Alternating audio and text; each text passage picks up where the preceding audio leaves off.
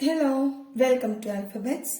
ഇന്ന് ഞാൻ വന്നിരിക്കുന്നത് മാത്സ് ആയിട്ടല്ല, 9th ഫിസിക്സിലെ പുതിയ ചാപ്റ്റർ പ്രകാശത്തിന്റെ അപവർത്തനം, first chapter refraction of light, ആ ചാപ്റ്റർ ആയിട്ടാണ് വന്നിരിക്കുന്നത്. ഇതിൽ ബേസിക്സ് നല്ലപോലെ അറിഞ്ഞിട്ടുണ്ടെങ്കിൽ, എന്താണ് ഇതിൽ പറഞ്ഞിരിക്കുന്ന കാര്യങ്ങൾ എന്ന് നല്ലപോലെ അറിഞ്ഞിട്ടുണ്ടെങ്കിൽ ഈ ചാപ്റ്റർ സിമ്പിളായിട്ട് നമുക്ക് മാർക്ക് മേടിക്കാം. ഈ ചാപ്റ്റർ കണ്ട് നിങ്ങൾ പേടിക്കൊന്നും വേണ്ട. എന്താണ് പ്രകാശത്തിന്റെ അപവർത്തനം? What is refraction of light? അതറിയുന്നതിന് മുമ്പ് നമുക്ക് പ്രകാശരശ്മി ഓരോ മാധ്യമത്തിലും ഓരോ സ്പീഡിലാണ് പോകുന്നത്. അതായത് എയറിൽ കൂടി പ്രകാശരശ്മി വളരെ വേഗത്തിൽ പോകുന്നുണ്ട്. അതിനെക്കാട്ടിലും കുറച്ച് സ്ലോ ആയിട്ടാണ് വാട്ടറിൽ കൂടി, അതായത് ജലത്തിൽ കൂടി പോകുന്നത്. അതിനെക്കാട്ടിലും സ്ലോ ആയിട്ടാണ് ഗ്ലാസിൽ കൂടെ പോകുന്നത്. അതിലും സ്ലോ ആയി ഡയമണ്ടിൽ കൂടെ പോകുന്നു. നിങ്ങൾക്ക് ഈ ചാപ്റ്ററിൽ ഈ സോഴ്സസ് ഒക്കെയാണ് ഇവിടെ കൊടുത്തിരിക്കുന്നത്. ലൈറ്റ് റേ കടന്നു പോകുന്നതായിട്ട്, അതായത് പ്രകാശരശ്മി ചെരിഞ്ഞ് പതിക്കുന്ന കാര്യമൊക്കെയാണ് ഇവിടെ പറയുന്നത്. അപ്പൊ ആദ്യം തന്നെ നമ്മൾക്ക് ഏതിലാണ് സ്പീഡ് കുറവ് പ്രകാശത്തിന്? എയറിൽ, കൂടുതൽ എയറിലാണ് സ്പീഡ് കൂടുതൽ. കുറച്ചും കൂടി സ്ലോ ആയിട്ട് വാട്ടറിൽ, അതിലും സ്ലോ ആയിട്ടാണ് ഗ്ലാസ്സിൽ പോകുന്നത്, അതിലും സ്ലോ ആയിട്ടാണ് ഡയമണ്ടിൽ പോകുന്നത്. നമുക്ക് തന്നിട്ടുണ്ട് ചാപ്റ്ററിൽ. ഗ്ലാസ്സിൽ പോകുന്നത് 3 × 10⁸ മീറ്റർ പെർ സെക്കൻഡിലാണ്. ഗ്ലാസ്സിൽ പോകുന്നത്, വാട്ടറിൽ പോകുന്നത് 2.25 × 10⁸ മീറ്റർ പെർ സെക്കൻഡിലാണ്. ഗ്ലാസ്സിലാണെങ്കിൽ 2 × 10⁸ മീറ്റർ പെർ സെക്കൻഡിലാണ്. ഡയമണ്ട് 1.25 × 10⁸ മീറ്റർ പെർ സെക്കൻഡിൽ. ഇതിൽ നിന്നും മനസ്സിലാക്കുന്നത് ഈ ഡയമണ്ട്, ഗ്ലാസ്, വാട്ടർ, ഇതിന്റെയൊക്കെ അപവർത്തനാങ്കം കൂടുതലാണ് എയറിനേക്കാളും, അതായത് റിഫ്രാക്റ്റീവ് ഇൻഡെക്സ്. അപ്പോൾ അതുകൊണ്ടാണ് റിഫ്രാക്റ്റീവ് ഇൻഡെക്സിന്റെ ബേസിലാണ് സ്പീഡ് ഓഫ് ലൈറ്റ് നമ്മൾ കണക്കാക്കുന്നത്. അതായത് റിഫ്രാക്റ്റീവ് ഇൻഡെക്സ് കാണാൻ speed of light in air by v, അതായത് ഓരോന്നിലൂടെയും പ്രകാശവേഗം നമ്മൾക്ക് കണ്ടാൽ മതി. ഇതാണ് ആക്ച്വലി റിഫ്രാക്റ്റീവ് ഇൻഡെക്സ് എന്ന് പറയുന്നത്. റിഫ്രാക്റ്റീവ് ഇൻഡെക്സ് എന്താണ്?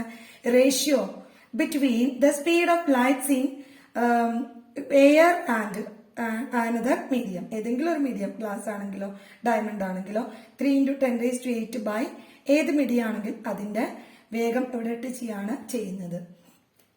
അപ്പോ ഇതൊന്ന് പറഞ്ഞെന്ന് മാത്രം, ഓരോന്നിലെയും സ്പീഡിനെ കുറിച്ചിട്ട്. ഈ സ്പീഡിലുള്ള ഡിഫറൻസ് ആണ് നമ്മൾക്ക് ഈ അപവർത്തനത്തിന് കാരണം. എന്താണ് അപവർത്തനം കൊണ്ട് ഉദ്ദേശിക്കുന്നത്? നമ്മൾ ഇവിടെ ഒരു ഗ്ലാസ് സ്ലാബ് വെച്ചിരിക്കുകയാണ്. അപ്പൊ ഒരു കാര്യം ശ്രദ്ധിക്കേണ്ടത്, അപവർത്തനം ഉണ്ടാകണം എങ്കിൽ ഈ റേ ഓഫ് ലൈറ്റ് ചെരിഞ്ഞ് തന്നെ പതിക്കണം. വെർട്ടിക്കൽ ആയിട്ട് ഒരു മാധ്യമത്തിലേക്ക് പ്രകാശരശ്മി പതിക്കുമ്പോൾ അവിടെ അപവർത്തനം ഉണ്ടാകുന്നില്ല. ഓക്കെ, അപ്പോ ഈ അപവർത്തനം പറയുന്നതിന് മുന്നേ വേറൊരു ഫാക്ടറും കൂടി പറയണം. ഓപ്റ്റിക്കൽ ഡെൻസിറ്റി, പ്രകാശിക സാന്ദ്രത. ഓരോ മാധ്യമത്തിനും പ്രകാശത്തെ സ്വാധീനിക്കാനുള്ള കഴിവ് വ്യത്യസ്തമാണെന്ന് ഇതിൽ നിന്ന് നമുക്ക് മനസ്സിലാവാം, അല്ലെ? ഡയമണ്ട് കൂടെ വളരെ സ്പീഡ് കുറവായിട്ടാണ് ലൈറ്റ് പോകുന്നത്. ഗ്ലാസ്സിൽ കൂടിയും കുറച്ച് കുറവായിട്ട്, വാട്ടർ കൂടിയും കുറച്ച് കുറവായിട്ട്, ഏറ്റവും സ്പീഡിൽ പോകുന്നത് എയർ കൂടെയാണ്. അപ്പോൾ ഓരോ മാധ്യമത്തിനും ലൈറ്റിനെ സ്വാധീനിക്കാനുള്ള കഴിവ് വ്യത്യസ്തമാണ്. ആ ability to influence the speed of light is called optical density. Okay, എന്താ പ്രകാശിക സാന്ദ്രത? ഓരോ മാധ്യമത്തിനും പ്രകാശ വേഗത്തെ സ്വാധീനിക്കാനുള്ള കഴിവ് വ്യത്യസ്തമാണ്.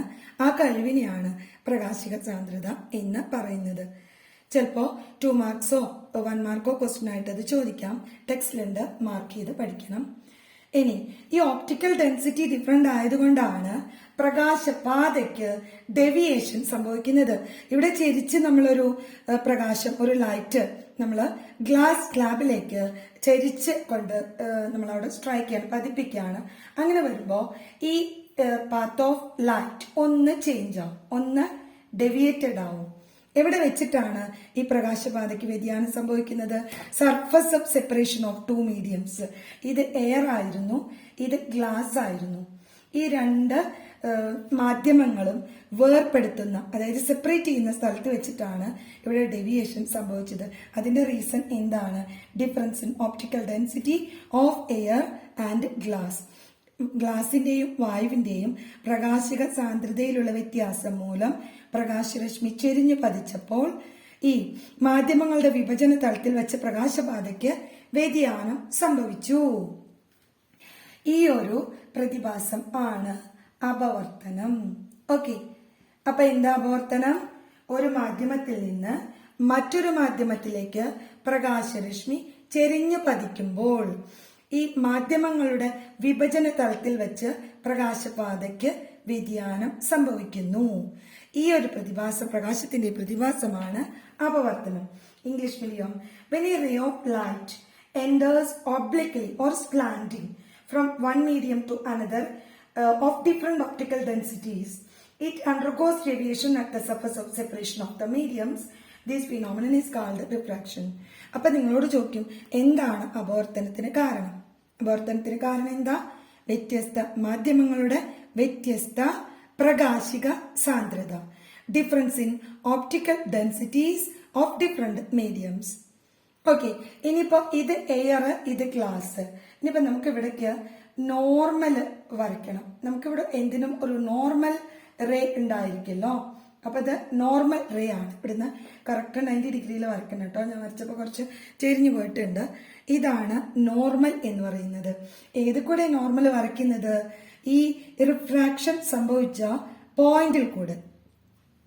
ഏത് പോയിന്റിൽ വെച്ചിട്ടാണോ റിഫ്രാക്ഷൻ അപവർത്തനം സംഭവിച്ചത് അതിൽ കൂടെ നമ്മൾ നോർമൽ വരയ്ക്കണം. അങ്ങനെ വരയ്ക്കുമ്പോൾ ഇതിനെ ഇൻസിഡന്റ് ആംഗിൾ, പതനകോൺ, ഇതിനെ റിഫ്രാക്റ്റഡ് ആംഗിൾ, അതായത് അപവർത്തന കോൺ എന്ന് വിളിക്കുന്നു. അങ്ങനെ നമ്മൾ ABCD പേര് കൊടുക്കുകയാണെങ്കിൽ AB എന്നത് എയറിൽ നിന്ന് ഗ്ലാസിലേക്കാണ് പതിക്കുന്നതെങ്കിൽ AB എന്തായിരിക്കും? ഇൻസിഡന്റ് റേ, പതനരശ്മി. BC ആണ് കേട്ടോ. BC എന്തായിരിക്കും? അപവർത്തന രശ്മി ആയിരിക്കും. നമുക്കിവിടെ MN എന്ന് പേര് കൊടുത്താൽ ആംഗിൾ ABM ഇൻസിഡന്റ് ആംഗിൾ, പതന കോൺ. ആംഗിൾ CBN അപവർത്തന കോൺ, അതായത് റിഫ്രാക്റ്റഡ് ആംഗിൾ എന്ന് കിട്ടും. ഇതൊക്കെ പരീക്ഷയ്ക്ക് ചോദിക്കുന്ന ചോദ്യങ്ങളാണ്. ചിത്രം തന്നിട്ട് പതനരശ്മി ഏത്, അപവർത്തന രശ്മി ഏത്, പിന്നെ പതന കോൺ ഏതാണ്, അപവർത്തന കോൺ ഏതാണ്, ഇതെല്ലാം നമ്മളോട് ചോദിക്കും. ഇവിടെ എയറിൽ നിന്ന് ഗ്ലാസ്സിലേക്ക്, ഗ്ലാസ്സോ അല്ലെങ്കിൽ ഗ്ലാസ്സിൽ വാട്ടറോ ആവാം. ഗ്ലാസ് ഞാൻ ഒരു ഗ്ലാസ് ലാബാണ് ഞാൻ ഉദ്ദേശിക്കുന്നത്. ഇവിടെ നിന്ന് ഇവിടേക്ക് ഒരു പതനരശ്മി പതിക്കുന്നു. അതിന് ഗ്ലാസിന്റെയും എയറിന്റെയും, വായുവിന്റെയും ഗ്ലാസിന്റെയും വിഭജന തലത്തിൽ വെച്ച് അപവർത്തനം സംഭവിച്ചൊരു രശ്മിയൊക്കെ അവിടെ ഞാൻ മാർക്ക് ചെയ്തിട്ടുണ്ട്. ഇൻസിഡന്റ് ആംഗിളും റിഫ്രാക്റ്റഡ് ആംഗിളും, പതനകോൺ, അപവർത്തന കോൺ ഞാൻ മാർക്ക് ചെയ്തിട്ടുണ്ട്. ഇവിടെ നമ്മൾക്ക് അപവർത്തന നിയമങ്ങൾ, ലോസ് ഓഫ് റിഫ്രാക്ഷൻ, ഈ ചിത്രം നോക്കി തന്നെ പറയാം. അത് നമുക്ക് 3 പോയിന്റ് പറയണം. 3 പോയിന്റെങ്കിലും പറയണം. വെരി ഫർദർ പോയിന്റ്സ് ഉണ്ട്. ആദ്യം പറയേണ്ടത് എന്താ? പതനരശ്മിയും അപവർത്തന രശ്മിയും പതന ബിന്ദുവിലൂടെ ഉള്ള ലംബവും ഒരേ തലത്തിലായിരിക്കും. Incident ray, incident ray, refracted ray.